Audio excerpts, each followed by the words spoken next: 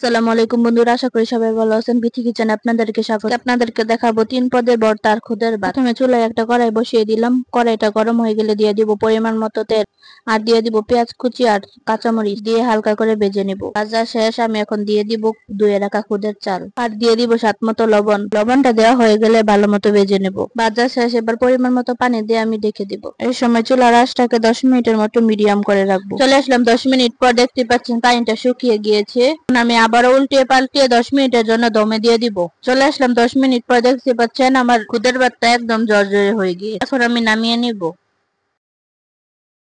এখন ভর্তা করার জন্য অন্য একটি ফ্রাই প্যান বসিয়ে দিব। প্রথমে আমি কালো জিরা গুলো হালকা করে ভেজে নেব। কালো জিরা ভাজা হয়ে গিয়েছে, আমি এখন নামিয়ে শুকনা মরিচ দিয়ে দিব। শুকনা মরিচ গুলো আমি হালকা করে ভেজে নেব। আমি এখন সামান্য তেল দিয়েছি, আপনারা চাইলে স্কিপ করতে পারেন। এখন ভেজে নেব কাঁচামরিচ, পেঁয়াজ, রসুন। ভাজা হয়ে গেছে, আমি এখন নামিয়ে শিলপাটায় বেটে নেব। প্রথমে বেটে নেব কালো জিরা, দেব 3 থেকে 4টা শুকনা মরিচ, 4-5টা কাঁচা মরিচ। মরিচ গুলো আমি ভালো মতো বেটে নেব। আর দিয়ে দিব পেঁয়াজ, রসুন আর স্বাদ মতো লবণ। সবগুলো একসাথে ভালো মতো বেটে নিব। ভর্তা হয়ে গিয়েছে, আমি এখন আরেকটা ভর্তা করে নিব। এই ভর্তাটা হচ্ছে মরিচ ভর্তা। এখানে আমি দিয়েছি পেঁয়াজ, কাঁচা মরিচ আর স্বাদ মতো লবণ। পরিমাণটা বেশি দিবেন। এখন আমি ভর্তা করব শুকনা মরিচ, তার সাথে দিয়ে দিব কাঁচা পেঁয়াজ আর লবণ আর তেল দিয়ে ভালো মতো হাত দিয়ে ডলে ভর্তা করে নেব। এখানে কোন ভর্তাটা আপনাদের কাছে বেশি ভালো লাগছে কমেন্ট করে জানাবেন।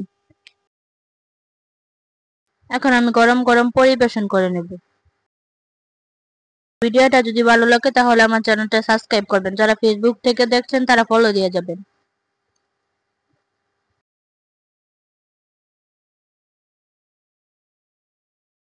দেখা হবে পরবর্তী ভিডিওতে। সেই পর্যন্ত সবাই ভালো থাকবেন, সুস্থ থাকবেন। আল্লাহ হাফেজ।